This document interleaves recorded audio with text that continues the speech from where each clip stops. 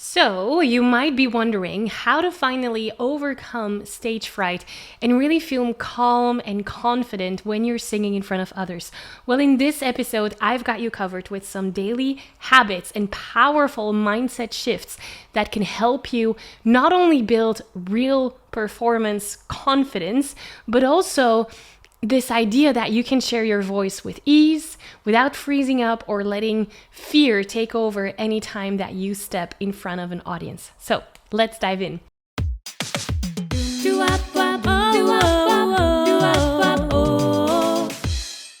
Hi, my name is Maggie. I'm the founder of the Singing Insiders, in which I help passionate singers just like yourself become the best version of themselves through singing. And in these episodes, you're going to get practical tools, techniques, exercises, insights to really help you up-level your singing skills.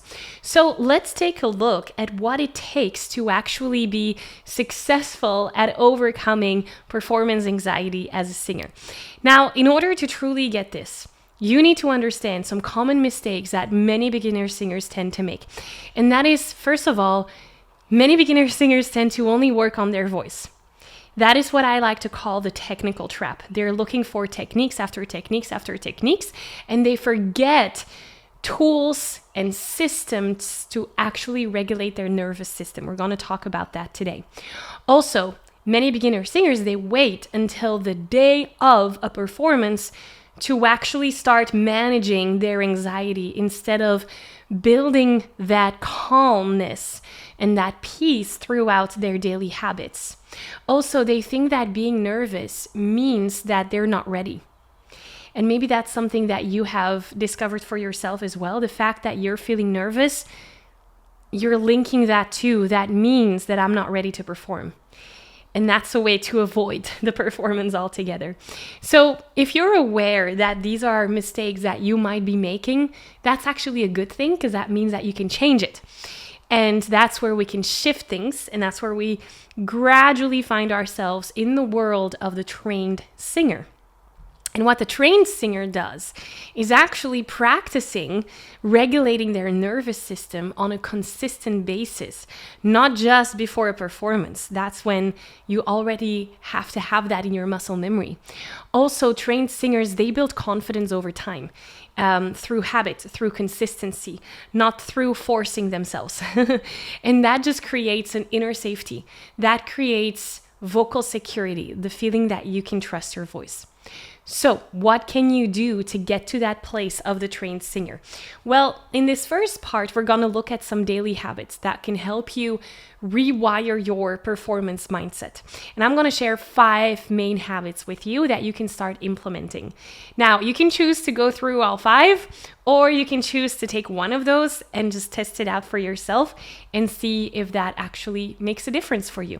So, habit number 1 is to do any type of morning or afternoon, whenever it fits in your day, breath work.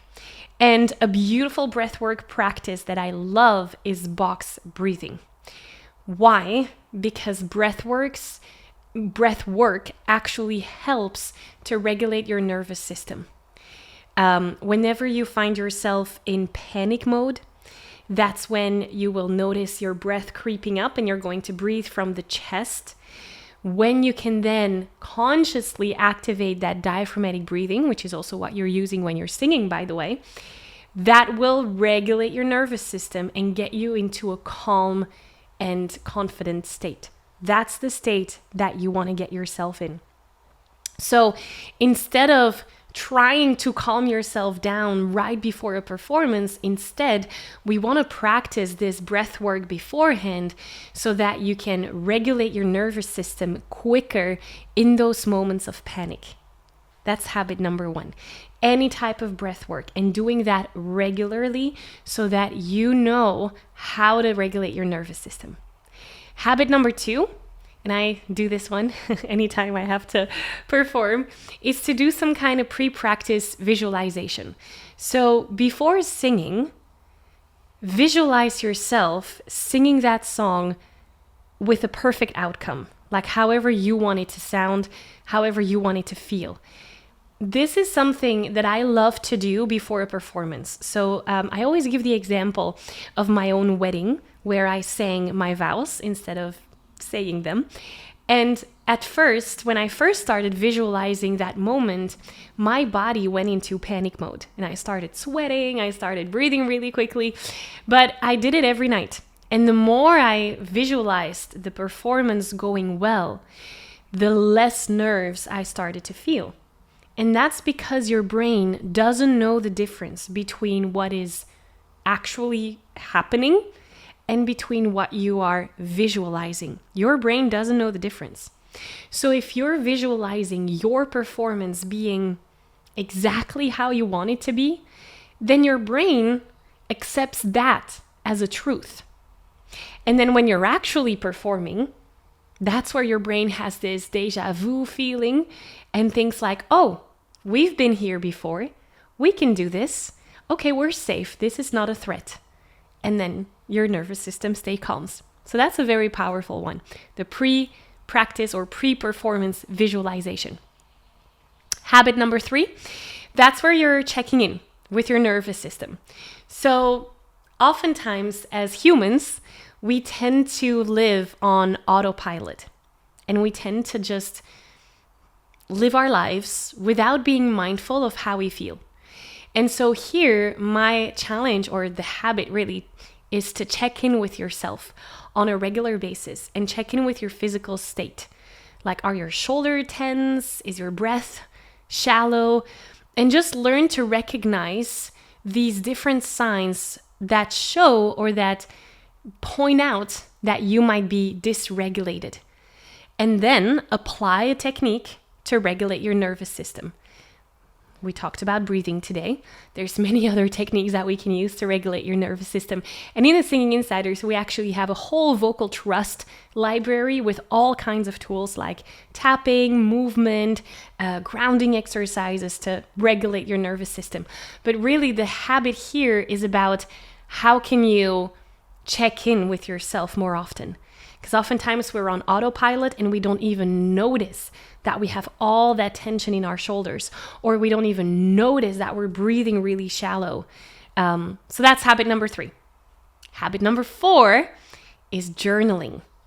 Self-reflective journaling. So I like to give this to my students that I work with, this idea of just free writing, whatever comes up.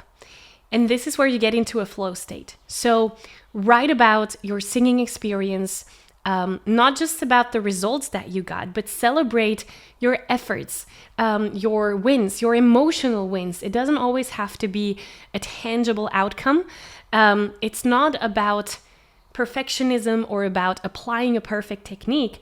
It's really about what progress have you been making. And the challenge here is... I wonder who will take me up on this challenge, is for you to journal for at least 5 minutes straight. So you're not stopping. You just keep on writing and just see whatever comes up. And you might start with like obvious things, and then suddenly you'll notice that you're going to start writing things that you didn't even think of. That's your subconscious mind bringing things up. And that's where the gold is. So just write for 5 minutes straight. Maybe you want to do 10 minutes straight. That's perfect. Like whatever works for you. But journaling is a very powerful tool. Habit number 5. That's my favorite one. Consistency. Consistency in your vocal practice. And this is where we're talking about the technical side of things. So that's why in the Singing Insiders, we have a whole vocal workout library with sing-along exercises per vocal technique. So if you're working on twang, for example, or on cry, or on like breath support, whatever it may be, you're working on a specific technique. It's one thing to understand the technique, but the aim and the goal that we have is to anchor that technique into your muscle memory so that when you're singing a song and when you're performing, you don't want to be thinking about that technique. You want it to come automatically. And that's the power of repetition and consistency. We do that by giving you the sing-along vocal exercises so that you just press play and then you just sing to it, and then you're practicing that technique and you're putting that into your muscle memory. Whether you are a Singing Insider member or not, it's really important to remember that consistency and practicing that on a regular basis is key. So that's definitely a habit I would highly, highly, highly recommend. So let me recap. Habit number 1, breath work to regulate your nervous system. Number 2, visualization so that your brain feels safe when you are actually performing. Number 3, checking in with your nervous system, like what's your physical state, not just living on autopilot. Number 4, self-reflecting journaling and just free writing for at least 5 minutes. Number 5, consistent vocal practice. That's where confidence grows. That's where your muscle memory starts to develop. And that's how powerful, consistency really can be. So if these 5 habits have been helpful for you so far, my biggest invitation to you would be to hit the subscribe and like button here down below so that you keep on being posted on new episodes like this one that come out. But we're not done yet, because building these habits is one thing. There are also some powerful mindset shifts I want to share with you that can make a huge difference in the overall experience. So, a few mindset shifts that confident singers tend to have versus insecure singers are these. Number 1, you are not broken because you feel nervous. So we briefly talked about this at the beginning of this episode. Many singers, they tend to believe that if they feel nervous, that means that they're not ready, that they're not good enough, that they're not meant for this, like all those things. No, nervousness is part of the process. And nerves actually mean that you care. You care about your voice. You care about the experience of your listener. You care about how you perform that day. So nerves are not necessarily a bad thing. We have to learn how to handle them, yes, and how to, perform with them, yes, but they mean that you care, and that's a good thing. That's a good thing. Number 2, mindset shift number 2. Confidence is not something you will magically one day wake up with. Some singers, they think like, oh, I'm going to wait for the day I finally feel confident. That day will never come. Confidence is something that builds up over time, again, with consistent practice, with consistent nervous system regulation, all those things. And suddenly there will be a day where you look back and then you notice like, oh, I've come so far. And that's where you'll notice like, wow, my confidence is much stronger now than it was a year ago, for example. But it's not like you're going to wake up one day and say, oh, I feel confident today. Like that rarely happens. Number 3, mindset shift number 3, singing isn't just about control. It's about safety and feeling safe in your environment, feeling safe with your voice, and feeling safe about how your voice responds.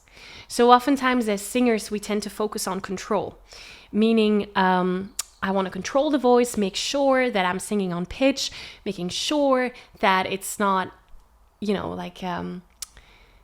want to make sure that my voice has the sound that I want, all those things. That's about control. When really, when you start focusing on safety, that's where confidence happens, and that's where you're freeing up the pressure of like, I need to control everything, because we cannot control everything. There's parts that we might be able to control. When you focus on safety, that's where control isn't even necessary anymore. That's an interesting one to dive deeper into. Last mindset shift I want to share with you is you don't have to fake it until you make it. Faking it until you're making it is tricking your brain into doing things that will feel uncomfortable for you and maybe get you into your panic zone. So we all know this idea or this concept of a comfort zone, right? That's where it feels good, you're feeling safe, all those things. When you're getting into your panic zone, that's when your system, your nervous system goes into overdrive. You're going into the red, as I like to say. That's where you're getting into a fight, flight, or freeze response. And we cannot do anything that is remotely productive in panic mode. So instead, we want to find the growth zone. And the growth zone, I like to describe that as that middle ground between your comfort zone and your panic zone. It's the middle ground in between. What is that growth zone for you? Identify that and spend time in there. And you'll see that that will make the whole difference. This, everything that we just talked about and we covered, is exactly what we train you in the trust pillar of the vocal freedom method. It's how singers go from hiding their voices to showing up with confidence on stage, in auditions, in their practice rooms, all those things. So as you can see, it's a holistic approach to your vocal development. It's not just about learning the vocal techniques. It's also about expressing yourself authentically and being able to do that with that inner trust, that confidence in yourself, in your voice. And regulating your nervous system is definitely a huge part of that. That is how you can have a holistic approach to your vocal development.